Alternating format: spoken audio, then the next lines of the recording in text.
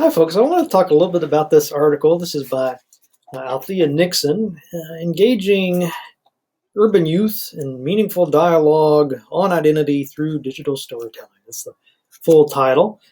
And it was a pretty interesting read for me. Like the other article, I have a couple of problems with it, but it's just kind of interesting to see all of the different things that teachers are doing. And this was not a teacher in a classroom situation, of course. This was a sort of after school club, I think they called it. And I went online to learn a little bit more about this organization. And you can find some materials on it. You can see some photographs of these what these projects look like. There's also Nixon has written her whole dissertation about this topic. I can't tell if this came before the dissertation or what, but you can definitely learn. If you're interested in this, there's a bunch more material on it in the form of her dissertation. So anyway, this is the crux of the matter here on page 41. Digital storytelling is organized through collaborative joint activities between children and undergraduate students can be a critical digital literacy practice to support meaningful dialogue around sensitive issues of identity, race, ethnicity, and gender. Like all these authors seem to like their long sentences. But anyway, so that pretty much sums it up, right?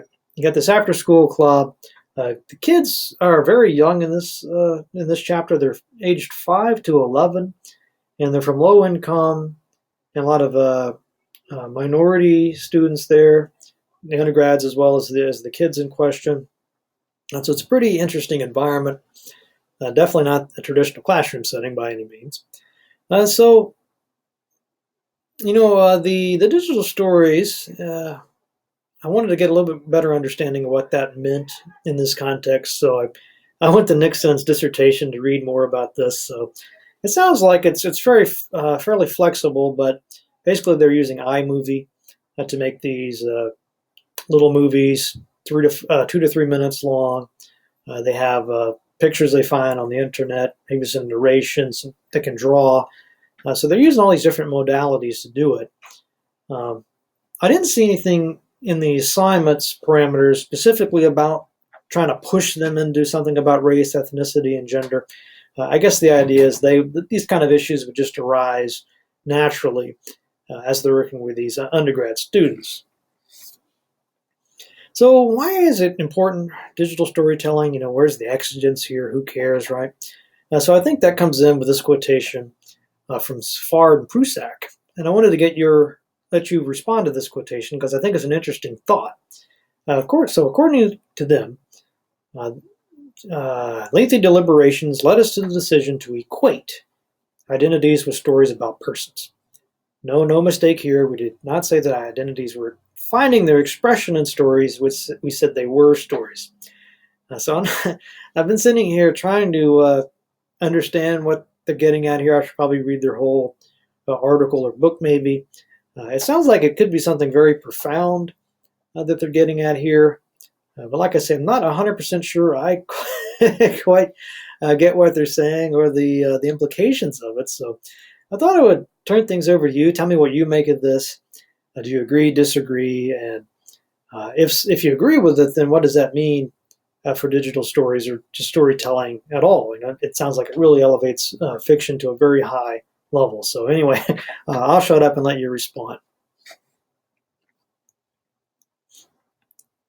All right, so also was intrigued by the collaborative aspect of this. So, as I said, it's not a classroom setting, it's an after-school club. So there's a lot of fun stuff going on here. It sounds like the kids have a lot of agency in deciding what activities they want to do. They didn't have to do a digital story. This was just one of many possible activities they could do. And again, the topic wasn't chosen for them. They could choose their own story to tell and tell it the way they wanted to. So I thought that was very, Rancière, Jacques Atoud seemed like that's something they would approve of. And these weren't teachers. I guess they were sort of teachers in training maybe, but they were also students, albeit students at a higher level, older students, undergrads. And so they talked about how in a way, these undergrads were kind of ignorant schoolmasters, right? They didn't know everything there was to know about the technology. A lot of times these kids were teaching them how to use iMovie, but also probably more importantly here, their cultural world. So all these kids were into this telenovela, the Spanish language, or it was, I think, a Mexican program, but anyway, it was in Spanish. And a lot of these, maybe all, I don't know, but the undergrads had never heard of this program before, and they were surprised, and the kids were surprised that the undergrads didn't know about it. So there does seem to be kind of an intriguing, sort of ignorant schoolmaster aspect to this. So the undergrads were learning about it from them, and even though they didn't know about Rebelled, I think that's the name. I hope I got that right. The name of the show. They were able to kind of use it to help the students learn, right, or kind of help the students to be critical, or at least they could have had that opportunity. But it sounds like Nixon's kind of critical about the way they handled the situation, right? They had this opportunity to really help the students become critical thinkers, but they sort of missed it by being a little heavy-handed about the way they handled it. So they had this fictional persona, this El Maga. As far as I can understand, I would like to know a little bit more about this setup.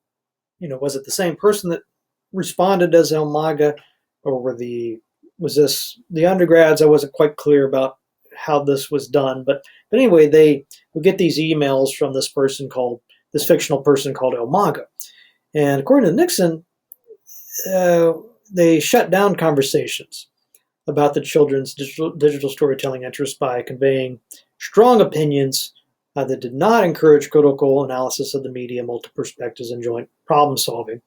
So as you recall from the text, there was an email from El Maga about the clothes that the women wore in this program, and basically said, I didn't like that. It's kind of objectifying women.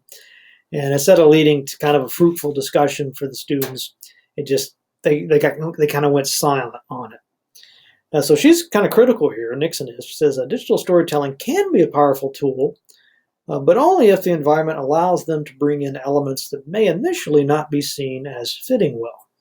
And so I wanted to get your take on this. I know a lot of you have worked with younger students, kids maybe. Not sure what everybody's experiences are. I have zero experience with anybody under the age of 18, so I have no idea. But do you think Nixon's fair here? Again, to me, there's a lot of, I kind of have to probably side with these undergrads here, and then I don't. And just looking at the clothes these women were wearing, it does seem, the show didn't seem to be explicit by any means, but there did seem to be some territories, I guess, you might not want to go to with kids of this age. How do you sort of draw boundaries there? I mean, of course, you want this critical analysis, but then again, it does seem to be kind of a sensitive population to be dealing with here. So I'm not really sure what to make of it all. So again, I want to get your response to it.